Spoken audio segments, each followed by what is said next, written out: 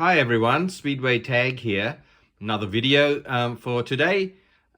I want to show you Mindburners by Nathan Meunier. I've already showed some of Nathan's games already. Doom Machine, which is a fabulous, one of the best solo games I've played. You can get that on GameCraft, and I've done a video for Doom Machine. Also, I've already done a video for the sequel to Mindburners, which is Into the Void, which is another great two-player or fabulous solo game as well. Into the Void Mindburners. Also done a video for that if you want to check that out. This is the original Mindburners. Okay. And this is, as you can see there, a cyber occult dungeon runner game. Fabulous artwork, great theme. Let's have a look at the theme there, because I really love this theme. It's set in, prepare to enter the void. The void is this creepy place that's full of creatures and,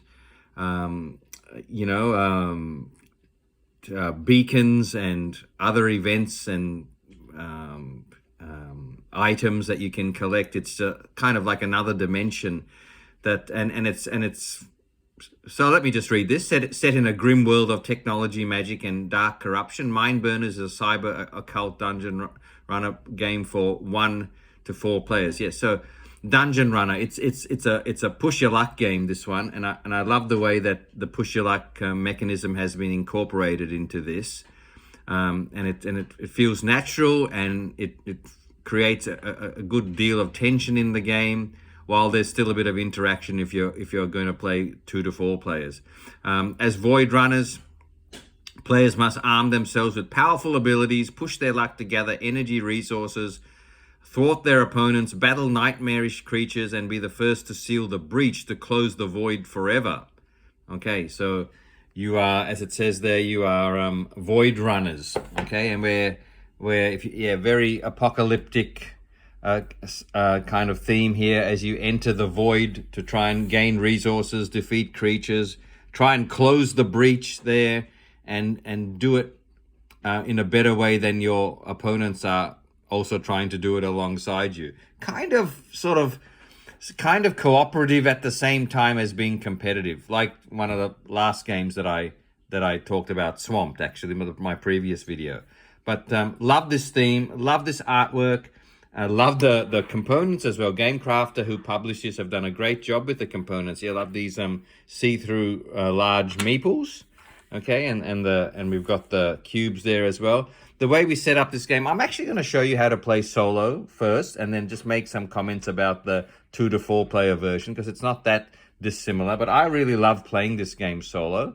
I love having a push your luck game that's not entirely dice-based, but push-your-luck card-based, and that's what this game provides. So you take one card here, which is your tracking card for your energy. You start on 5 energy. Your health, start on 5 health, and it slides over this card, your victory points card, okay? If we were playing 2 to 4 players, this part of the card would come into play, the overcharged ability, where you get to go a little bit crazy. Yeah, but that's for 2 to 4 players. So you start on 0 victory points. For the solo game, you've got to get 10 victory points to win. You've got a tracking system here with a series of cards, which I think there's 6 in here. So 6 rounds and you're done. If you can't get the 10 victory points in 6 rounds, each one of those cards will flip at the end of each round. And if you can't get it done in 6 rounds, you're done.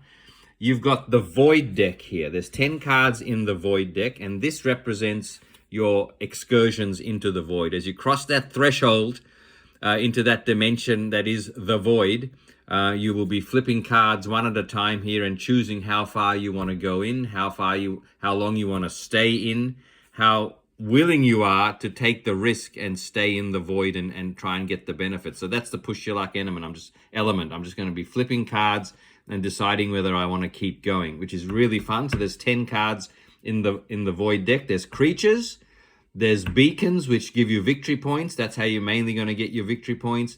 And there's also what's called a chance matrix, in which case an event will happen when you flip that over.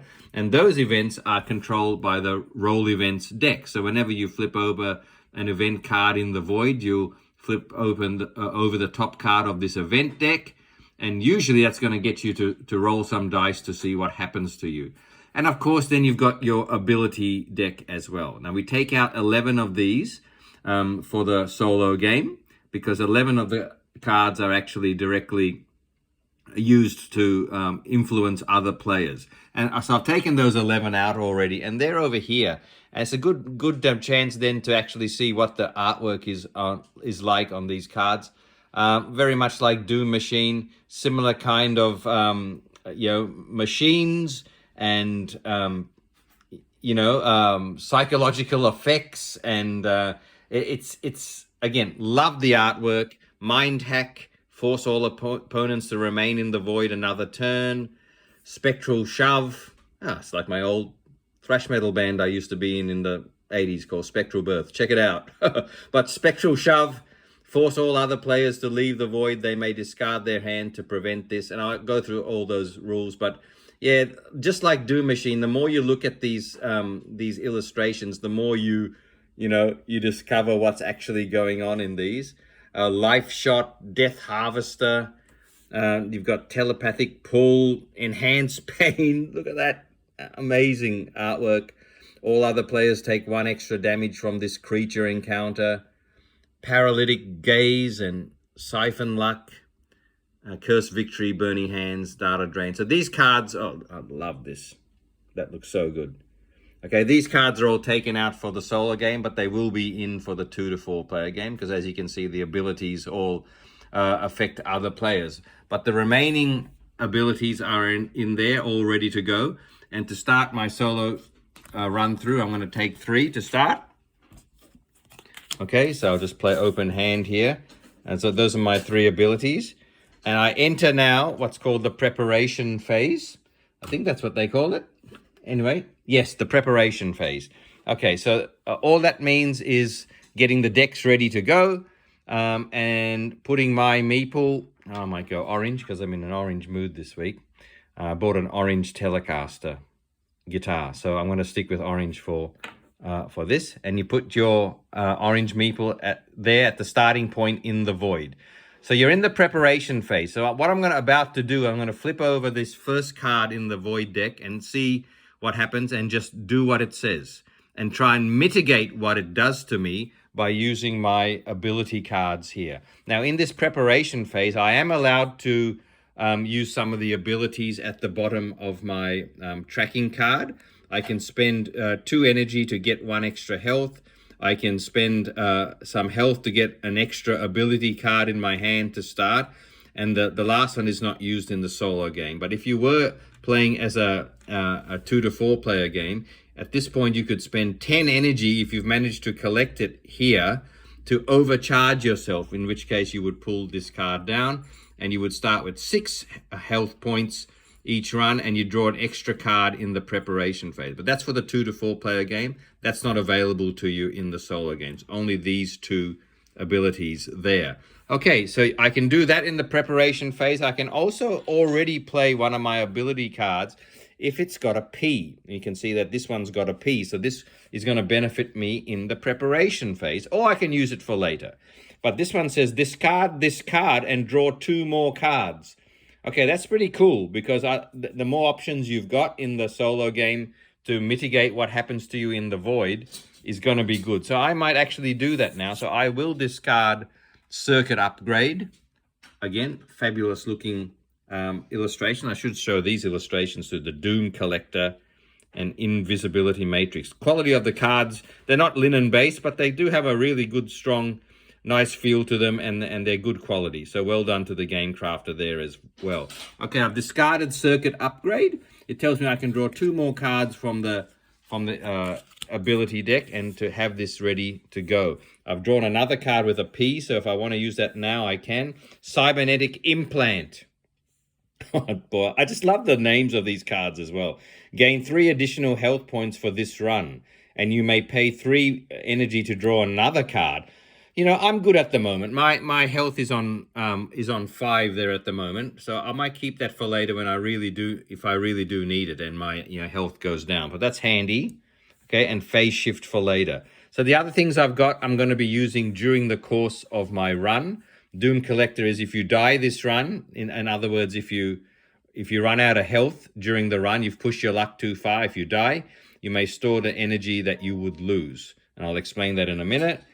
Skip a creature encounter. This is handy because if a creature comes up here with a lot of damage, you have to take that damage, but at least this card will allow me to avoid that. And we've talked about those. So let's go to see how the playing of it works and what happens in the void. As I said, to start your run, the first round, you just flip the first card.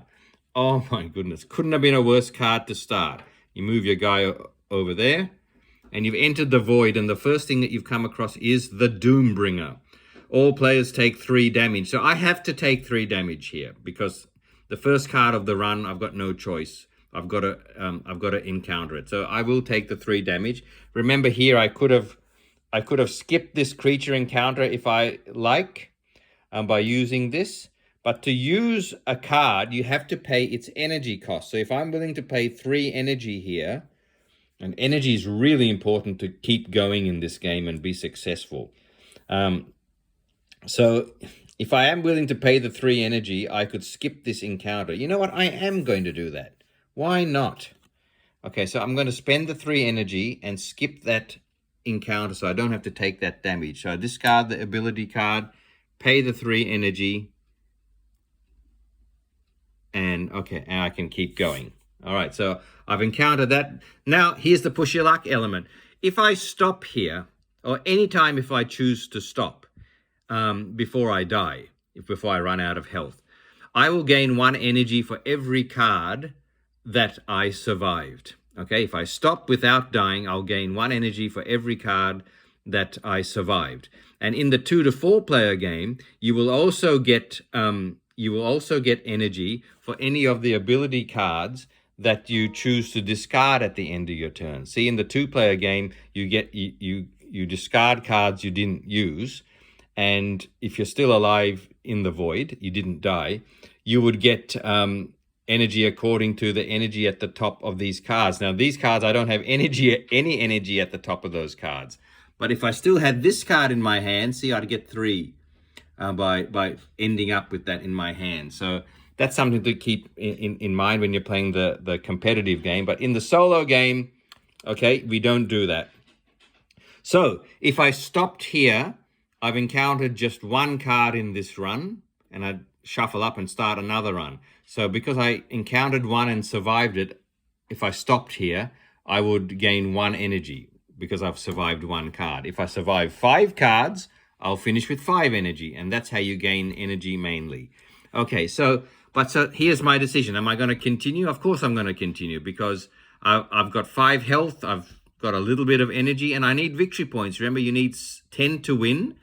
And so in the solo game, so I am going to encounter the next one. Okay, so this is, you're in the void, you're scooting around the void here, you're looking for beacons to give you those victory points that you need to seal the breach, and I've come across a chance matrix, okay, which that means it says there, draw a roll event card and do what it says. So the roll event deck is here, so I'm going to draw that card and flip it over, and that is I've come across a reserve bunker.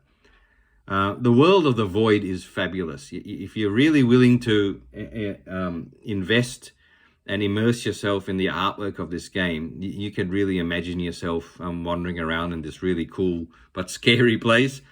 And so this is what you do. You roll the dice, and whatever, it's nothing complicated. It's a very simple mechanism. We all know it. Sometimes it's too simple for people, but I really like this because it's a nice sweet spot in not having to think too hard and just have a really good time when you want to sit down with a cuppa and enjoy the game. So I don't mind looking at that card, rolling it, and doing what I get on the dice. So if I roll the dice, I've got a 5, okay?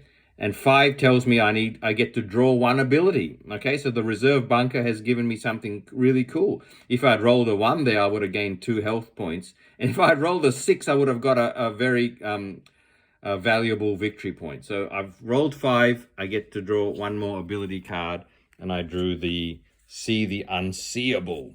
Draw the next 3 void cards, look at them, and return them in any order. It's a great card to adjust what's going to come out of the void, which is really important when you're playing a press your luck game. It does cost 6 energy to play, and I don't have 6 energy. I've only got 2 energy. All right, so here I go. Do I want to continue? The question is, well, the answer is yes. I've got 5 health. I survived that. Roll event fairly well. So let's go again. So I would push my luck and draw another card, and here we go. And my favorite card of all time in any game I own. All right, I didn't set that up, I promise. Liquid Mother, the greatest title on a card I've ever seen. Liquid Mother, and look at that illustration, amazing. Okay, this, like, as amazing as the title and the creature is, it's no good for me because I have to take 2 damage. Okay, so what am I going to do here? I already used my card to avoid the last creature, so I'm going to have to take the 2 damage. Okay, so I'm going to take the 2 damage. Now, another thing, I will remind you, if you were playing 2 to 4 players, you'd have other guys here as well, okay? They're also making decisions whether they are going to push their luck, and they can stop any time as well. But the difference is, times like this, okay, so I'm on Liquid Mother, okay, let's say they were as well. Times like this is where they could come in and start playing these cards that might affect my decision. They might say, no, I might want to stop my run, and they might play a card to say, no, you need to continue 1 more card.